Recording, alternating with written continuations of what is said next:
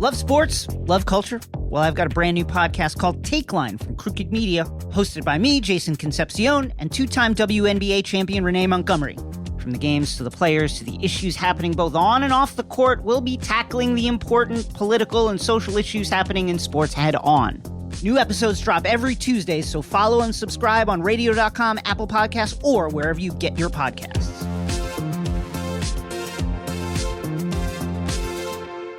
Hey, this is BJ. Thanks for listening to our show's podcast. If you're a fan of all things geeky, you should check out my other podcast, BJ Shea's Geek Nation. We have new episodes every day, and you can check it out at bjgeeknation.com. Your home is going into foreclosure and you feel like a financial wreck.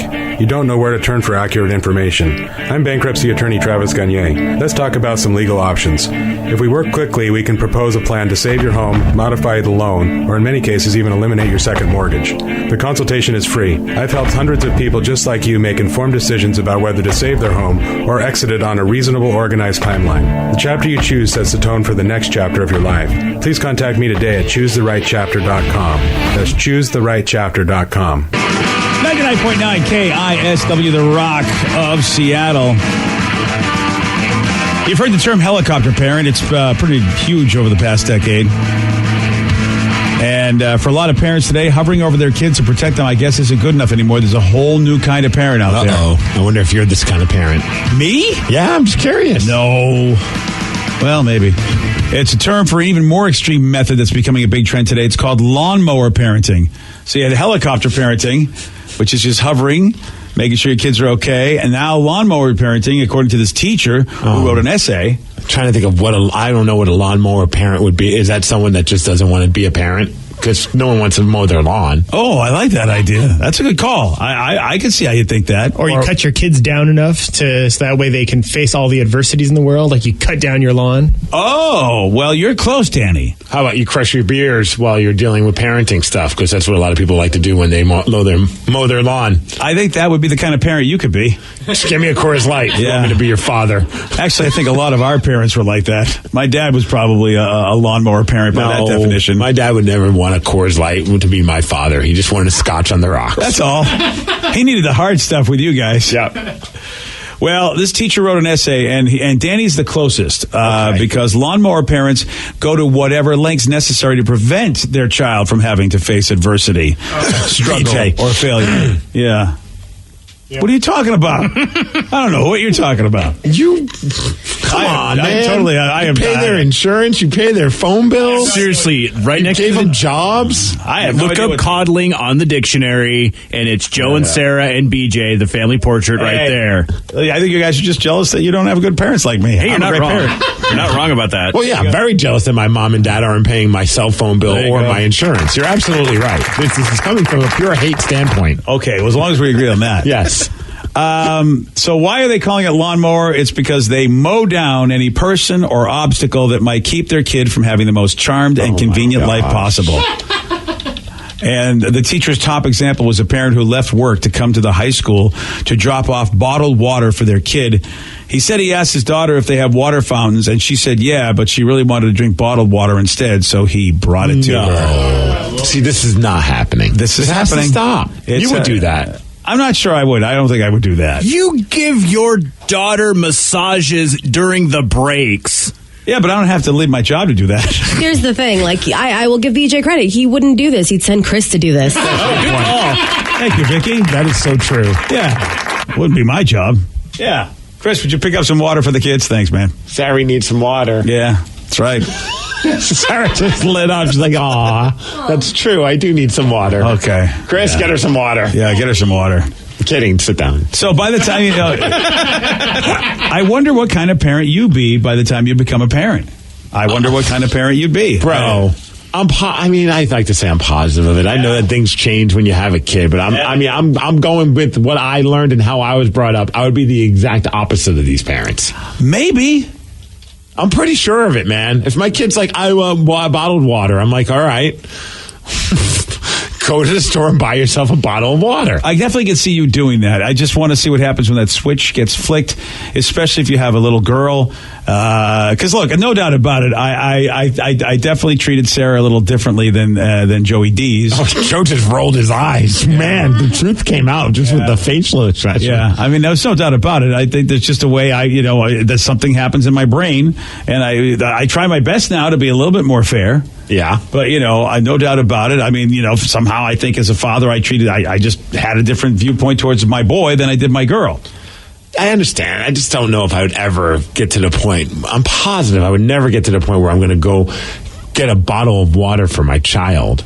That's so ridiculous. Yeah, I don't think I would do that either. I would never leave the job. That, if anything, the big complaint of me when they were growing up is that the job came first, and then there was a lot of stress, and it was all because of the job. Whereas, if they wanted anything, I'm sorry, kids, you're not getting it. You're a big pain in my ass. I'm just going to base on my mom and dad never came to school for me to get me. The only two occasions, and one was I cursed out a teacher, and the other is I pooped my pants. Other than that, and this was college, which was very weird. I think it's really great they drove all the way to Plattsburgh. That was a long drive. It was a 6-hour drive. It was very embarrassing. But stay there. All fairness, it was second grade for the pooping pants situation. The pooping pants situation is still fantastic. I refused to leave the bathroom. Yeah. So they had to do something. Yeah. And they called my mom. Nothing worse than hearing, stay in. Yeah. What's going on? Yeah. Well, Mom, here's the deal. Poop my pants, Mom. Go away. Yeah, go away. Sorry, it's my job. I'm the poop my pants patrol. Here I come. Nice. Well, yesterday we heard about a man that was rubbing his butt on produce. Remember that guy? How could I ever forget him? Yeah. Well, now we've done some digging. We are your crack reporters, if you know what I mean. Oh, dear. Did we get to the bottom of it? We did. Yeah. You're going to know why he rubbed his butt on produce. Steve's got the news for you at 6:17 on The Rock. BJ and Migs, mornings on The Rock, 99.9 KISW. 99.9 KISW, The Rock of Seattle. Most fifth graders have a better grasp of the English language. Unfortunately, there aren't any available this early in the morning. This is News with Steve Migs. Well, thanks, guys. Thanks to Car Toys for giving us news in sports. And Rev, hit it. Yo ho, a pirate's life for me. That's right. Happy Talk Like a Pirate Day. Please don't, though. Okay. Boy, it seems like it came real quick this year. I feel like it's like every week. Yeah. I agree with you. I think it's Vicky's work because she loves pirates. All right, Vicky. How much did the pirate pay for his piercing? How much? A buccaneer. All right, Vicky. All right. What does a dyslexic pirate say? Arg. Rah! Oh, close. Jeez, Vicky. It was like you were dyslexic trying to be dyslexic. Right? All right, we're done. Is that it? Wait. Oh. What's the pirate's favorite letter? R. You'd think it'd be R, but it'd be the C. I'll tell you who's the C right now. You asked, Steve. I did. Yeah, you did, Steve. Good job. It's my Thanks fault. Well, it was that or National Butterscotch Pudding Day. Oh, yes. Yeah. See, butterscotch pudding is delicious. I take it back. Happy National Butterscotch Pudding Day. Thank you. Sorry, everybody, for those bad jokes. Yeah. And if you want more bad jokes, if you have an Amazon Echo, she will do a bunch of them. That's just her day. Well, let's see what's up. You want to see what's up? Of course. All right. Okay. Do it, BJ. You know how to work this thing. Alexa, tell me some pirate jokes. Or not. Is she on? Yep. All right, did she ring? Maybe you should talk to her nicer. Alexa, tell me some pirate jokes. What's a pirate's favorite exercise? What? The plank. I was going to say cardio. You want another one? You really want another one? Yeah, one more. All right, Alexa, tell me a pirate joke. A pirate walks into a bar. The bartender says, "What's with the paper towel on your hat?" The pirate replies, "Arr, I got a bounty on me head." Oh, you guys like that one. I like that one. That was good. Alexa came through on that one. Texter says, so a pirate walks into a bar. The bartender notices the pirate has a ship wheel coming out of his pants. Out of curiosity, the bartender asks the pirate, you're aware that there's a wheel coming out of your pants, right? And the pirate replies, aye, it be driving me nuts. Okay. Well, not a good note. Yeah, where's my butterscotch pudding? I need that with all this. I don't know, transition into this story, but a man, Right. remember yesterday we talked about this guy, it was a big news story. Yeah. He was rubbing produce on his butt in a grocery store in Northern Virginia. Police had to arrest this guy. He pulled his pants down, grabbed a nearby item. Some people said it was some fruit, and then he rubbed it on his butt and then put it back, and to the point where they had to destroy multiple pallets of produce. They ended up calling him the produce pervert. Yes. Which is actually Love an that awesome name. His name is Michael Dwayne Johnson. No relation to The Rock, I would imagine. It doesn't matter what I rub my butt on. He's 27 years old, and he told an interviewer from ABC 7 that he never actually rubbed any of the produce on his bottom. In fact, here he is talking to Tim Barber from ABC 7 in Washington, D.C. Our legal system will have to decide if this man's a produce pervert or just a practical jokester. Giant employees told Manassas City Police Michael Johnson was rubbing produce on his behind, then putting it back on the shelves. There's a perception that you're a produce pervert. Yeah, like a booty bandit. I was with someone to just what would it look like if I made it look like I was rubbing my butt cheeks like on fruit and like putting it back. There are customers out there who wouldn't find this funny. What would you say to them? I understand. The fruit is safe. I didn't really put it in there or anything. I just kind of like use my hand to, Do you regret it at this point? Yeah. Well, they destroyed all that produce. I think. I watched it, and he has his pants on. It's not nearly as bad as I thought it was based on yesterday's story. I'm not saying what he did is necessarily right, but it sounds like all he was trying to do is make a stupid video for YouTube. Because you know how things are these days. You want to become viral video hits. So it's much more plausible that he was just practical joking because his pants are on. Yeah. I'm kind of on his side on this one, even though, I mean, if you watch the video, like, his pants are on, and he just kind of rubs it against the backside, like as if he's rubbing it against the butt with his pants on. But he easily could have actually, rubbed the back of his hand there. Very true. Yeah, and then the produce never touched it. Cut him some slack. And but they destroyed all that produce, though. That's how crazy we become. Well, they jumped to conclusions, I would imagine. I don't know. He seems like a decent little dude. Just doing stupid. I love that he did the interview while holding a green pepper in his hand. Of course he did. Now, here's a person that he needs to put away and lock the key and never let out again. It's a person that was stealing mail from people that were getting greeting cards and birthday cards and checks and gift cards and things along those lines. It's a postal worker in Wisconsin. Her name is Ebony. She's 20 years old, and apparently she's in trouble for stealing more than 6,000 greeting cards filled with cash and checks while delivering the mail. The name's not Newman, for you Seinfeld fans. Oh, I got that. Nice. How about they had to start investigating because people in this area started telling the authorities, hey, I'm not getting my graduation cards, my wedding cards, my birthday cards, or my sympathy cards. So they decided to use a decoy to catch her in the act, and they found her stealing the cards. She said she was using it to pay bills and to take care of her 4 kids. Okay. She's 20 years old. 4 kids? 4 kids. All so right. She would steal 1 to 2 cards every day per week, getting about $50 to $100, and then she would even reseal some of the envelopes if I guess they didn't have any good stuff inside of it. So if you had good stuff, you weren't getting your stuff. If you didn't have anything special, then you got your card. At least she got me. I got my card. Hey, Mariners. Yeah, it's not looking good again. Sure, I feel like it's now time, Steve. This is that damn roller coaster of emotions, BJ. They lost 7-0. They play again against the Astros again. Game's at 5 o'clock. You can watch on Root Sports. They're now 7 games out of the wild card spot. Well, still 7 games out of the wild card spot, but 5 games away from elimination. Okay. So the Patriots are no longer the big favorites to win the Super Bowl, which is a big surprise. Yeah. Is the dynasty over?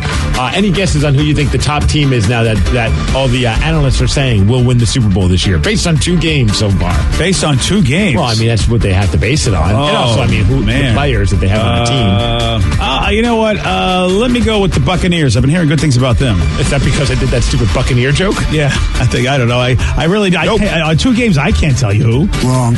Brad, any guesses? Because you're a big fantasy football guy. The Browns. Wrong. Oh, yeah. Vicky. Cowboys? Wrong. Danny. The Seahawks, of course. Bing, bing, bing. No, that's just wrong. Actually, it's the LA Rams. It's the team that's in the Seahawks division. Damn, that's right. They look good so far. Yeah, they do. I forgot. You know what? I don't want to believe it. That's my problem. Well, speaking of the Browns, maybe things will turn around for the Patriots because they picked up wide receiver Josh Gordon, that guy that's been just a problem for the Browns since they drafted him, forever ago. He's only played 11 games in the past 5 seasons due to some drug issues and other things as well. As far as weather, 67 degrees and sun, and thank you, McDonald's, for giving us news and sports. I'll tell you, if you're playing for the Browns, I mean, I could see me wanting to have it, deal with the pain somehow. Yeah. Seriously? I mean, that guy just hit the lottery.